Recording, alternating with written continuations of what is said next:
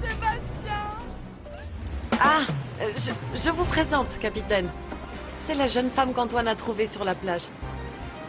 Tout ce qu'elle sait, c'est qu'elle s'appelle Corail. Et ce monsieur, Corail, eh bien c'est un ami à nous, Victor Emmanuel Candidis. Je suis enchantée. Excusez-moi. Mais pourquoi vous la regardez avec cet air effaré? Moi, j'ai l'air effaré? Oui.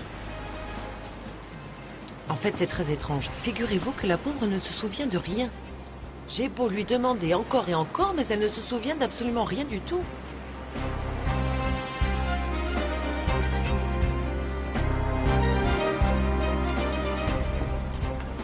Merci beaucoup de m'avoir conduite jusqu'au village. Je regrette que tu sois pas arrivé à temps pour l'empêcher de s'en aller. Mais il y a une chose que je comprends pas. Si tu l'aimes à ce point, pourquoi tu l'as quitté alors?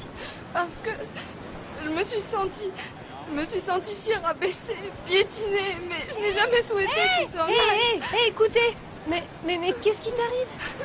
C'est que Sébastien... Oui, allez, c'est pas important, écoutez. Est-ce que vous avez entendu dire qu'une femme malfaisante a débarqué au village hier soir?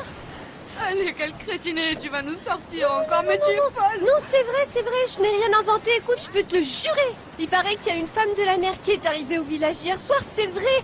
C'est comme si la mer l'avait ramenée là. Elle vient des profondeurs, elle vient des entrailles de la mer. Et le pire dans tout ça, et c'est ma petite maman qui le dit. Elle est venue détruire la plage des étoiles. C'est vrai. Je vous jure que c'est vrai. D'après certains pêcheurs, on a retrouvé les restes d'une barque qui s'est échouée pas loin d'ici. Mais ils disent qu'ils n'ont trouvé personne. Et apparemment, ils n'ont pas trouvé d'autres débris dans les environs. On ignore complètement la façon dont elle est arrivée ici et pourquoi elle est venue ici, à la plage des étoiles. Cela dit, elle a laissé entendre qu'elle était venue chercher quelqu'un. Même qu'elle a parlé d'un homme, mais je ne vois pas dans le village qui ça pourrait être. Au fait, capitaine, qu'est-ce que vous étiez en train de dire? Quoi? Qu'est-ce que vous disiez? Comment, vous avez déjà changé d'avis sur ce que vous vouliez me demander? Non, je n'ai pas changé d'avis, mais mieux vous remettre cette conversation à un autre moment. Je vous laisse. Au revoir. Pourquoi il est parti si vite, Victor Emmanuel? Oh, ça, je ne sais pas, ma chérie. On aurait dit qu'un fantôme venait d'apparaître devant lui.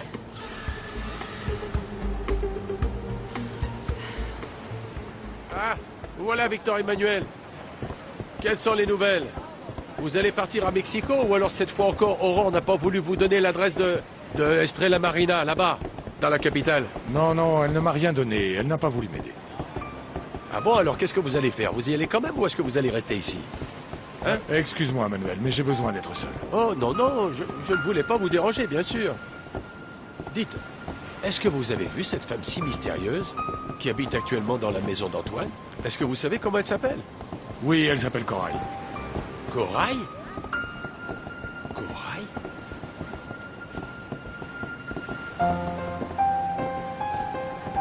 Qu'est-ce qui t'arrive, Victor Emmanuel? Tu ne vas pas à Mexico? Tu te souviens de cette jeune femme dont je t'ai déjà parlé? Une femme? Qui? Souviens-toi, il y a quelque temps, je t'ai parlé d'une femme qui était morte. Et j'ai toujours pensé que j'aurais pu éviter qu'elle ne disparaisse.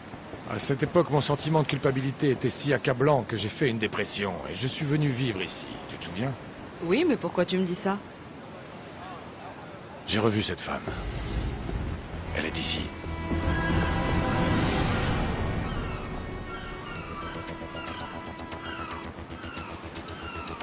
Où voulais-tu que je l'emmène, mec? À quel endroit sinon chez moi, hein? Non, tu n'aurais même pas dû l'aider à se lever et tu aurais dû la laisser sur le sable. Mais comment tu peux dire une chose pareille? Une personne qui est en danger, une femme seule allongée au bord de la mer, inconsciente, le corps battu par les vagues? Tu te trompes, ce n'est pas une femme, Antoine. Alors qu'est-ce que c'est? Ah, c'est un être malfaisant. Un être malfaisant qui est sorti des profondeurs obscures de la mer, remonté à la surface pour répandre la souffrance. Écoute, Manuel, je crois pas aux superstitions comme tous les autres villages, hein? Non. Non, des fois, ces choses-là s'avèrent être la pure vérité. Excuse-moi, Manuel. Je t'estime beaucoup et je respecte tes connaissances. Mais j'ai l'impression que tu t'es mis à croire à tous ces contes et légendes que tu nous racontes. Mais enfin, il y a des phénomènes qui sont des faits avérés, Antoine. La preuve, c'est que l'histoire les a retenus. Bon sang, tu ne connais pas ce livre, c'est pas une bêtise, c'est un vrai bon bouquin, un ouvrage qui s'appelle L'Odyssée d'Ulysse. Dans ce bouquin, ils en parlent des sirènes. Manuel, arrête ça. Non, les sirènes, ce sont des créatures merveilleuses, mais des plus perverses. Elles remontent à la surface pour envoûter les hommes, pour les malmener, les torturer jusqu'à ce qu'il n'en reste rien, qu'ils soient anéantis. Elles sortent de la mer et seulement la présence de ces êtres suffit à provoquer des malheurs et des tragédies. S'il te plaît, Manuel, arrête. Écoute, Antoine, cette femme, ou quoi qu'elle soit, va te causer des problèmes sérieux. Principalement du chagrin, de la souffrance, il faut me croire. Viens plus près de moi. Viens.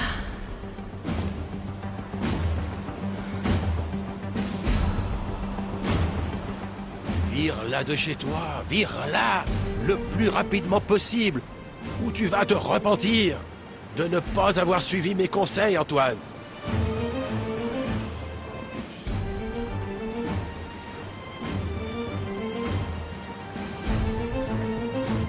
Ce que tu dis n'a pas de sens, Victor Emmanuel. Mais c'est impossible. Cette femme ne peut pas être vivante. Elle est vivante. C'est Corail. Et elle t'a reconnu? Elle n'a pas eu l'air de me reconnaître, non, mais Aurore m'a dit qu'elle avait perdu la mémoire. Et moi je dis qu'avec Corail, tu sais, avec ce genre de femme, on n'est jamais sûr de rien. Pourquoi ne pas trouver des preuves d'abord? Ça, c'est une très bonne question. Pourquoi chercher des preuves alors que je l'ai vue de mes propres yeux? Bon. D'accord, alors essaye de vérifier d'où elle vient. Et ce qu'elle fait ici. Corail a dit à Aurore qu'elle cherchait un homme, et je sais qu'il s'agit de moi. Parce que je me souviens lui avoir dit que j'avais une maison à la plage des Étoiles. Qu'est-ce que tu vas faire? Ce qui est sûr, c'est que je n'irai pas au-devant d'elle. Ça, certainement pas. Et elle me regardait, et elle me dévisageait avec cette même expression qu'elle avait auparavant. C'est une femme mystérieuse et personne ne sait d'où est-ce qu'elle vient. Ben, la vérité, à moi, elle me paraît étrange, cette histoire. Ah, soyons logiques. Si c'était une sorcière, elle serait très vilaine, non? Non, Si. non, tu parles. Il paraît que c'est une femme super belle, très grande, avec des cheveux noirs. Et alors vous, Miranda, qui êtes sérieuse et tout ça, ne me dites pas que vous croyez aussi qu'elle est malfaisante ou je ne sais quoi. Eh bien, moi, je crois que... Moi non plus. Je crois rien. Non, J'en sais rien. Je sais rien du tout. Je vous Mais si elle est assure, j'en aussi sais rien. belle et aussi bonne, qu'elle m'emmène au fond des enfers avec elle. Ah non, arrêtez là, un vous peu. blasphémez. Vous ne devez pas blasphémer. On lui remplace. Écoutez, Écoute, ça. qu'est-ce qui va? Je viens de voir la femme mystérieuse, elle marchait sur la plage. Elle marchait seule, elle marchait comme un zombie. C'était étrange, À je vous moi, on jure. ne me raconte pas d'adresse. Et il faut que je vois ça de mes propres yeux. Allez, viens, ne raconte ça pour rien au monde. Non, Attends-moi, papa, les deux. allez. Ah non, papa. Allez. Attendez-moi, Je j'arrive. vois cette Vous sorcière de la mer pour prier la Vierge Marie. Ah, vous qui jouez les dévotes et critiquez les ondits. Pardon, laissez passer. Ça me fait bien rire. En fait, elle aime les cancans autant que les autres. Elle avait les cheveux longs et les yeux rouges et les doigts crochus.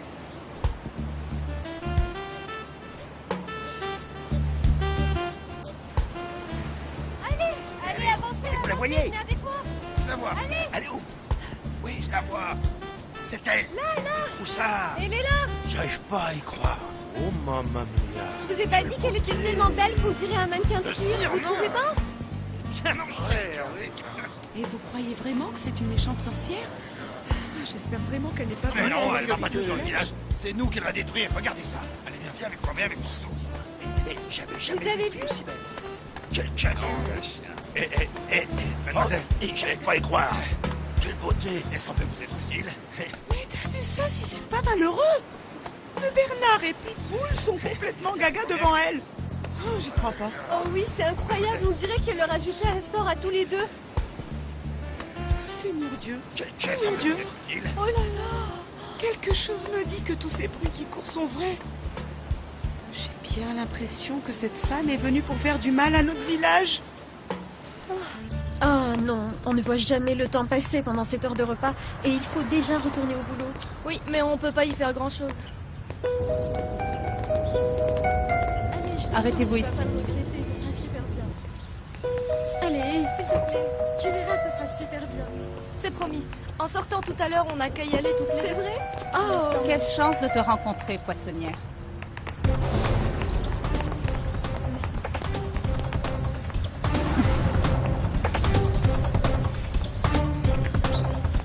Je suis allé chez Léon Barra, monsieur Brisno.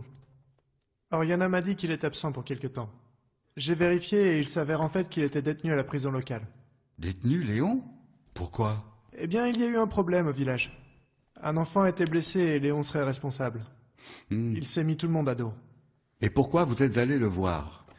Souvenez-vous, je vous ai dit que j'avais quelques soupçons. Et je voulais m'en assurer. Par ici, maître. La personne que vous attendez vient d'arriver. Faites-le entrer, s'il vous plaît. Entrez, maître. Merci. Alors, cher confrère, qu'est-ce que... J'ignore pourquoi vous avez absolument tenu à ce que je vienne ici, mais... Devant une telle insistance, j'ai décidé de venir. Mais seulement pour vous notifier personnellement que je ne représente plus la famille Barra-Montiel. Mais pourtant, monsieur, c'est bien vous qui étiez en charge du dossier quand le délit a eu lieu. De quel délit vous parlez? D'une altération légalisée du testament original que vous avez légué votre mère. Une altération de l'essence même du document. Comment? La propriété de la Pointe des Roches vous revenait à vous à part entière. En plus de la maison, vous deviez hériter de plusieurs millions de dollars et de divers autres biens. Attendez, je dois classer Alors, laissez-moi certains... continuer. Mais ce testament a été altéré, de sorte que vous ne touchiez rien de ce qui vous était légué. Seriez-vous en train de me dire que mon beau-frère, Léon Barra, m'a volé? Difficile à croire. Comment a-t-il fait? Comment a-t-il fait pour me voler la maison, l'argent et tout le reste? Ah, tu travailles ici, mendiante? Parce que je connais le patron de l'usine, c'est un ami de papa. Tu ferais mieux de vite t'en aller d'ici. C'est bien, je vois que tu t'habilles mieux. Quoi?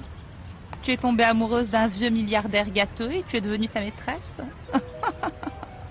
J'ai toujours su m'habiller, et je n'ai pas d'amant. Je laisse ça à d'autres. Oh mon Dieu, tu essaies de me blesser moi qui suis contente de te voir.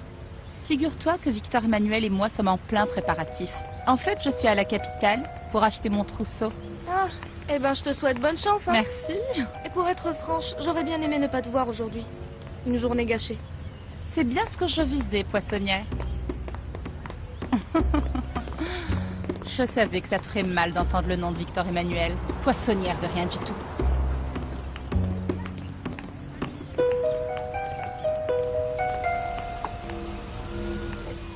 Allons-y.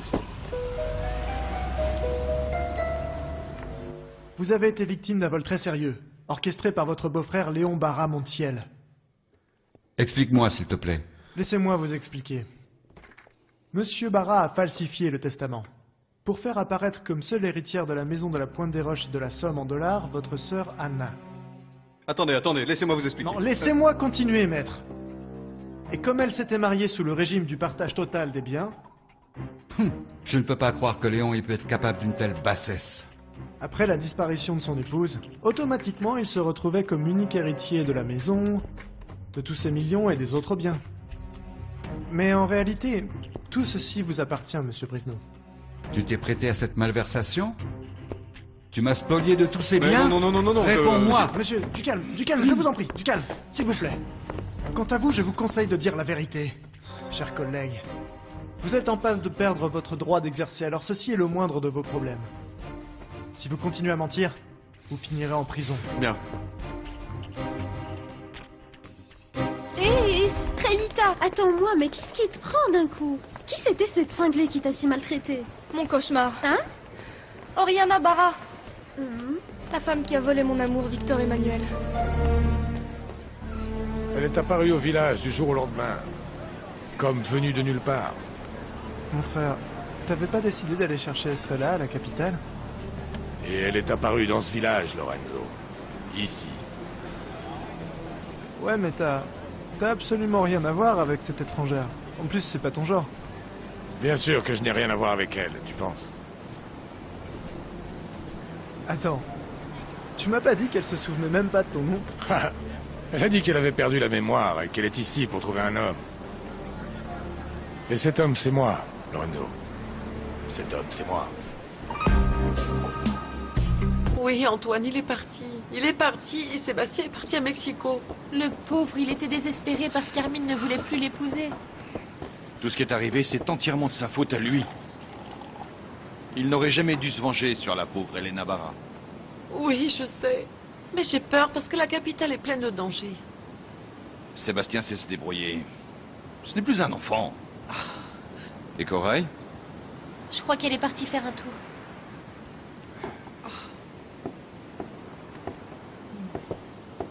Tu sais quoi, ma fille? Non? Je vais écrire une lettre à Estrella. Avec tout ce qui est arrivé, je n'ai pas trouvé le temps de lui répondre. Je vais tout lui raconter. Il faut qu'elle soit au courant de tout. Oui. Oui, c'est là qu'on va aller habiter. Le loyer n'est pas si cher. Je vous l'ai déjà dit, l'appartement est à un ami du docteur. Et puis, s'il y a des frais que j'arrive vraiment pas à payer, il me prêtera l'argent. Et quand je toucherai mon salaire, je le rembourserai petit à petit. Il a même dit qu'une femme de ménage nous aiderait. C'est vrai ça? Elle va nous aider à repasser, cuisiner, à faire les lits et le reste. Waouh! Je voulais pas parce que je suis habituée à faire tout ça, mais le docteur a dit que l'appartement était vraiment très grand et qu'on allait avoir besoin d'aide. Ah, ma chérie, tu es en train de totalement changer de vie. Mon seul objectif, c'est d'avoir du succès comme femme d'affaires. C'est pour ça que j'étudie autant, pour me surpasser. Tu as participé au piège qu'il m'a tendu?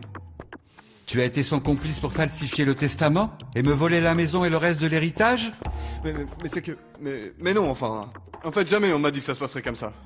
Il vaudrait mieux coopérer, maître Torres.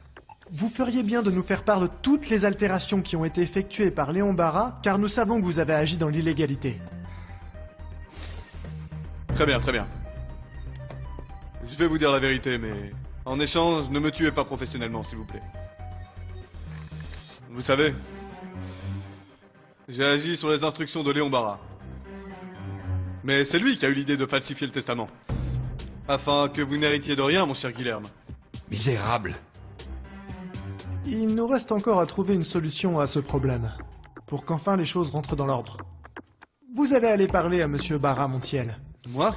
Suite à quoi nous ferons une pseudo-vente pour que la maison de la Pointe des Roches revienne entièrement à monsieur Brisneau, qui légalement en est le propriétaire légitime. Oui, je suis tout à fait d'accord, c'est sûr. Mais vous croyez que c'est moi qui dois y aller? Mais enfin, pourquoi ne pas prendre un autre intermédiaire, par exemple... voyons voir... La fille de Léon Barra? Non? Parce que je sais qu'elle vient d'arriver en ville et... Mais bon.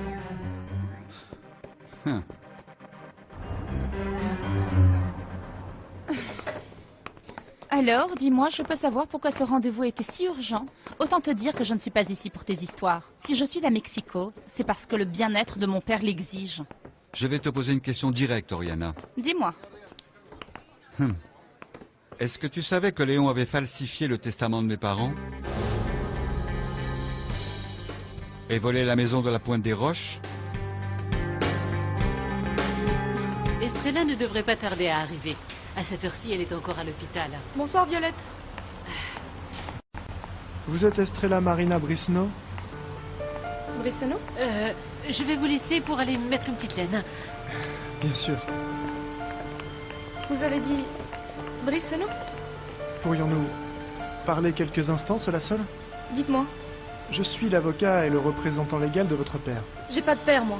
Je viens vous informer qu'il vous a nommé comme unique héritière. Vous allez donc devoir signer un document pour entrer en possession de la propriété qu'il vous a léguée aujourd'hui. Juste une formalité. De quoi vous parlez? Quelle propriété? Mais je parle de la Pointe des Roches et de la Plage des Étoiles, bien sûr. C'est à monsieur Brisneau qu'appartient cette propriété. Il souhaite vous la transmettre aujourd'hui. Donc légalement, vous êtes la nouvelle propriétaire de la Pointe des Roches.